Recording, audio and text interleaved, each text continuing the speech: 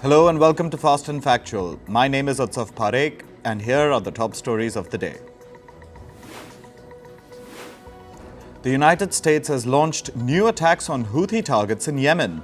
The US struck 4 Houthi anti-ship ballistic missiles. This comes as tensions between the US and Houthis have escalated over the last week. On Monday, Houthi forces struck a US-owned vessel. This was in response to missile attacks carried out by the US and UK on the Iran-backed group. America's National Security Advisor Jake Sullivan has said that he does not expect US attacks on the Houthis to pacify tensions in the Red Sea. Sullivan said that Washington's strikes would not eliminate the threat posed by the group. His remarks come as the US has been trading fire with the rebel group. The recent escalation poses serious threats to the key trading route. Meanwhile, the Houthi group confirmed that it has struck a vessel in the Red Sea. The Yemen-based group claimed that the vessel had insisted on heading for Israeli ports despite their warning. The Greek-owned bulk carrier Zographia was struck by a missile in the Yemeni port of Salif. It was sailing from Vietnam to Israel with 24 crew on board. However, no injuries have been reported so far. The Israeli army has released a new video claiming to show a new Hamas tunnel in Gaza. The tunnel was found under Gaza's Salah al-Din road. The army said that the tunnel led to the first original Hamas route. The video showed a tunnel shaft which Israel said ran 15 meters deep. It was built with concrete and equipped with an assault ladder. An Israeli strike has hit a residential building in the Al-Shabura camp in the southern Gaza city of Rafah. At least 3 people, including 2 children, have been killed, while several others were injured. The bombardment came after a barrage of at least 25 rockets was launched from the Gaza Strip towards southern Israel yesterday. The Prime Minister of Iraq's Kurdistan region, Masrour Barzani, has accused Iran of killing civilians. This was after Iran launched attacks on the Kurdish city of Erbil. Yesterday, Iran's Revolutionary Guards had said that they attacked an Israeli spy headquarters in the region. However, Barzani has denied the presence of a Mossad center.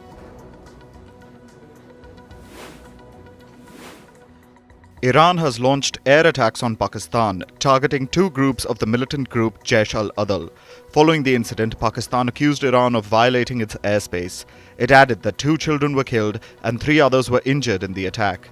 Pakistan has also summoned Tehran's top diplomat over the incident. 2 Russian missiles struck a residential area in the center of Ukraine's city of Kharkiv yesterday. 17 people have been injured in the attack. The city's mayor said that about 10 houses have been damaged.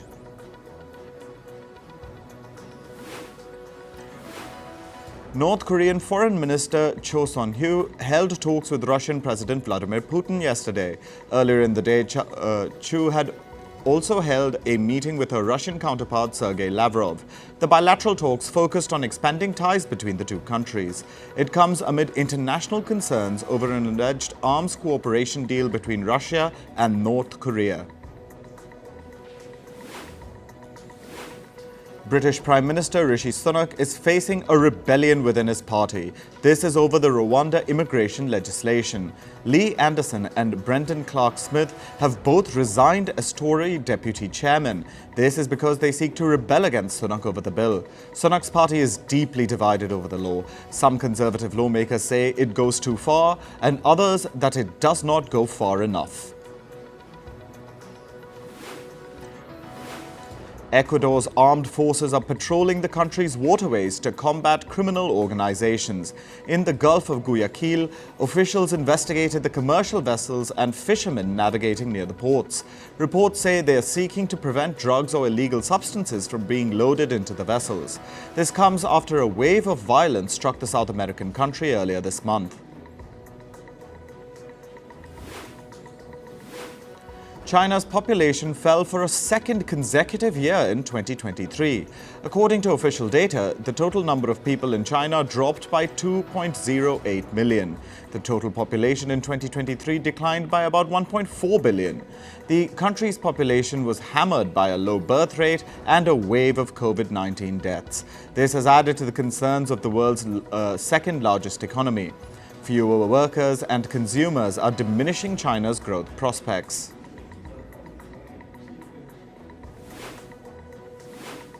In climate news, according to reports, over 1,000 tourists in China's Xinjiang region are stuck due to avalanches. Several avalanches occurred in the region after days of heavy snowfall.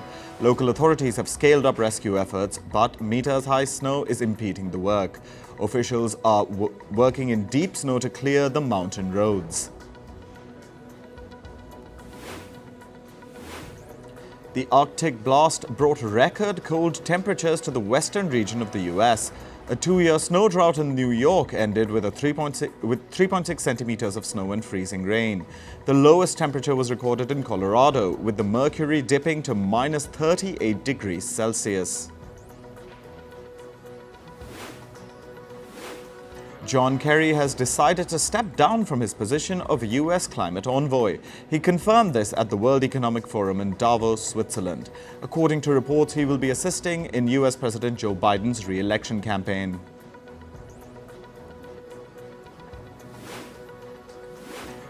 A warning for a full-blown storm has been issued in Germany. Officials advised residents to prepare for snow, ice and slippery conditions. Germany's Frankfurt airport is expecting delays and cancellations.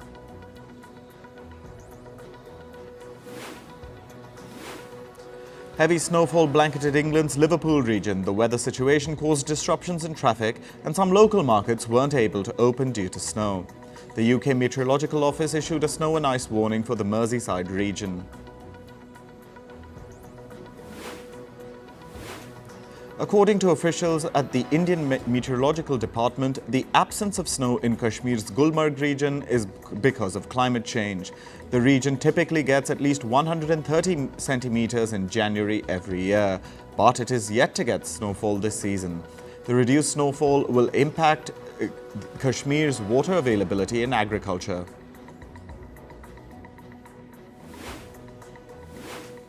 The world's largest iceberg, the A23A, is drifting from the northern tip of the Antarctic Peninsula. Its movement is being aided by strong winds and water currents. The iceberg is approximately 3 times the size of New York City. According to the British Antarctic Survey, it has been grounded for more than 30 years. Meanwhile, the South American nation of Paraguay is experiencing a severe heat wave with record-breaking temperatures. Officials stated that historical temperature records were broken, with the mercury touching around 43 degrees Celsius in January. The region's water supply and agriculture have been hit by the extreme weather conditions. On to business and tech news. China's economy grew slightly slower than expected in the fourth quarter. This comes amid a deepening property crisis and deflationary pressures. Gross domestic product grew 5.2% in the October-December period. However, analysts have expected a growth rate of 5.3%. So far, the world's second largest economy has struggled to mount a strong post-COVID bounce. The Cyberspace Administration of China is reportedly conducting a review of online retailer Shein. China's internet regulator is looking at how Shein handles information on its partners, suppliers and staff in China. It is also probing if the fashion company can protect such data from leaking overseas. This comes as Shein is seeking Beijing's approval to file for an initial public offering in the US. Meanwhile, Shein is being sued by Uniqlo. Uniqlo has accused the Chinese fast fashion company of selling copycats of its viral shoulder bags. Uniqlo's crossbody bag has become a huge hit online, especially for its storage. The Japanese brand is demanding that Shein stop selling its version of the bag immediately. It has also asked for compensation over damages. Share prices of fashion brand Hugo Boss plummeted by over 9% yesterday. This was after investors were left unimpressed with its fourth quarter results. The German fashion house's profits missed analyst expectations. Its earnings were in the range of about $132 million, much below the analysts' forecast of $140 million. British online supermarket Ocado Retail is operating at about 75% of its capacity. It also does not expect to open any new robotic warehouses in the UK for 2 to 3 years. Ocado Retail is jointly owned by Ocado Group and Marks & Spencer's. During the COVID-19 pandemic, it did not have enough capacity to meet consumer demand. However, by contrast, it now faces a surplus of supplies amid declining demand. A U.S. judge has blocked JetBlue's planned acquisition of Spirit Airlines. The court quashed the merger over anti-competitive concerns. It said that the combination would be too big and hurt competition in the sector. In 2022, JetBlue had proposed to acquire Spirit Airlines for $3.8 billion. However, that now stands cancelled. The news sent down the shares of Spirit by 60%, while JetBlue's shares fell 5%. Uber is working with Tesla to promote the use of electric vehicles among its drivers in the US. The company is offering its drivers exclusive incentives of up to $2,000. This is to purchase Tesla's Model 3 and Model Y vehicles. Uber's move comes as it seeks to become emission-free in the US and Canadian cities by 2030. British oil giant Shell has agreed to sell its troubled onshore oil and gas business in Nigeria. The company will sell its operations to Renaissance for $2.4 billion. Renaissance is a consortium of 5 mostly local companies in the West African country. Shell has been active in Nigeria since the 1930s. However, for years, Shell had struggled with hundreds of oil spills as a result of theft and operational issues. Google is laying off employees in its advertising sales team. The scale of layoffs isn't known, but reports say hundreds of employees are likely to lose their jobs. This marks the latest cuts in the big tech firm. Last week, Google said it would cut several positions. The previous redundancies affected its voice assistant, hardware, and augmented reality teams. YouTube is making millions of dollars per year off its climate change deniers.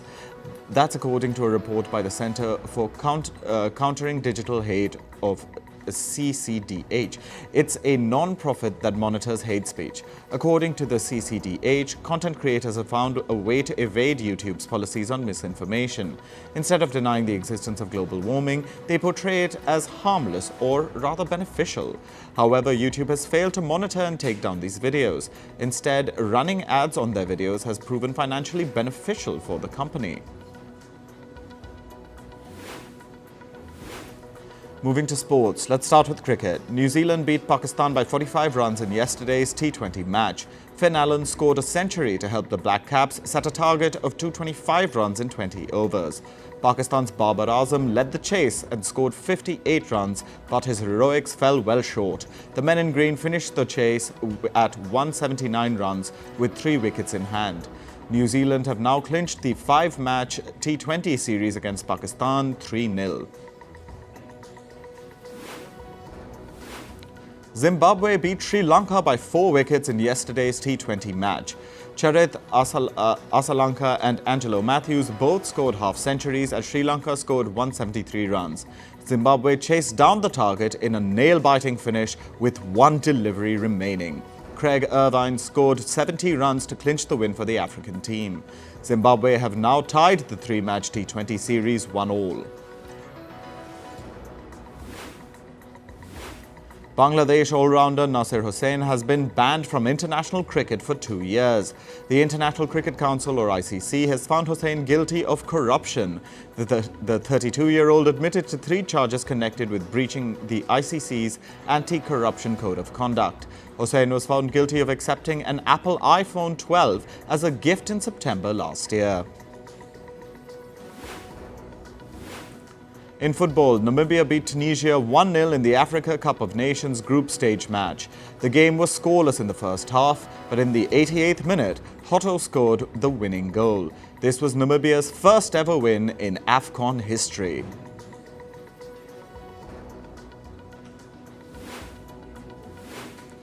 Mali stunned South Africa 2-0 in yesterday's Africa Cup of Nations match.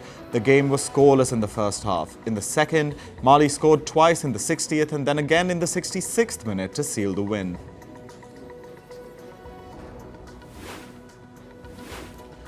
Italian club AS Roma has parted ways with head manager Jose Mourinho. Roma have struggled this season and are currently at ninth place in the Serie A.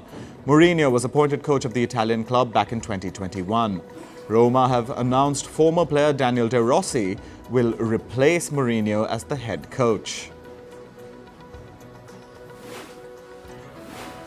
In tennis, world number 2 Carlos Alcaraz advanced to the second round of the Australian Open. Spaniard Alcaraz beat French Richard Gasquet 7-6, 6-1 and 6-2 in straight sets. The match lasted 2 hours and 20 minutes. Alcaraz next faces Italy's Lorenzo Sonego tomorrow. World number 4 Yannick Sinner cruised into round 3 at the Australian Open. The Italian Sinner dominated his Dutch opponent Jesper de Jong. The final score of the match was 6-2, 6-2, 6-2 in favour of Sinner. The game lasted just 1 hour and 40 minutes. Sinner's third round opponent is yet to be revealed. There was a major upset in the women's singles at the Australian Open. Unseeded Mira Andreeva stunned world number 6 on Jabeur in the second round. 16-year-old Andreeva dominated Jabeur 6-0, 6-2 in straight sets. With the win, Russia's Andreeva will play her next match on Friday. In basketball, the Los Angeles Lakers beat Oklahoma City Thunder last night. The final score was 112 to 105. LeBron James and Anthony Davis led the scoring charts. James scored 25 while Davis scored 27 points to seal the win for the Lakers. In entertainment news, according to reports, the nomination voting period for the 2024 Academy Awards has closed. The members of the Academy Awards Committee have said that Greta Gerwig has a 50-50 chance to land the Director of the Year award for Barbie. Actor Emerald Fennell's Saltburn is also surging in several categories like Best Supporting Actress, Best Original Screenplay and Best Production Design. Spider-Man Across the Spider-Verse has a chance to win in categories like Best Visual Effects and Music. The final list of nominations will be announced on the 23rd of January. The cast members of the show Friends decided to skip Matthew Perry's memoriam tribute at the 75th Emmy Awards. According to reports, the cast is still in mourning as his passing is still fresh for them. Singer Charlie Puth sang the cover song I'll Be There For You for the memoriam segment. Matthew Perry passed away on the 28th of October last year. 5 new actors have been added to the cast of the upcoming season of White Lotus. According to reports, the actors are Walton Goggins, Sarah Catherine Hook, Sam Nivola, Patrick Schwarzenegger, and Amy Lou Wood. Natasha Rothwell may also reprise her role from Season 1. Season 3 shoot will reportedly start in Thailand's capital, Bangkok, next month.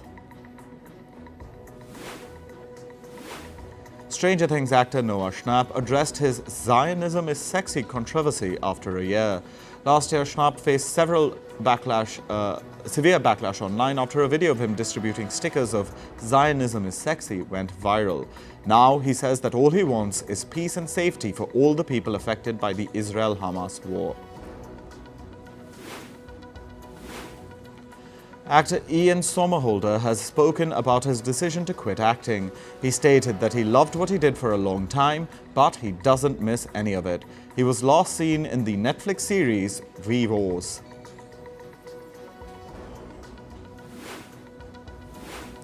Daniel Radcliffe has expressed his wish to star in a romantic comedy film with actor Quinta Brunson. He jokingly said that even their heights are a perfect match, so there's a future. The duo worked together on the Emmy-winning television film Weird, the Al Yankovic Story in 2022. K-pop stars RM and V from BTS have completed their rigorous military training. According to reports, they were recognized for their performance during the 5-week-long program. They were felicitated as elite graduate trainees. This marks their transition from trainees to soldiers. The organizers of the Coachella Valley Music and Arts Festival have revealed the lineup for this year. Lana Del Rey, Doja Cat and Tyler, the Creator, will headline this year's festival. The lineup also includes artists like AP Dhillon, Ice Spice and Peso Pluma. The festival will take place in April in California. The Hong Kong boy band Mirror began their 2024 global tour in their hometown. The show is titled Mirror Feel the Passion Concert Tour 2024. The 12-member group will be performing in London, Los Angeles and Toronto. The concert series will conclude on the 3rd of February. The cause of actor Alec Musser's death has been revealed. Officials of the San Diego Medical Examiner's Office stated that he died by suicide. Musser's fiancée had confirmed the news of his passing last week.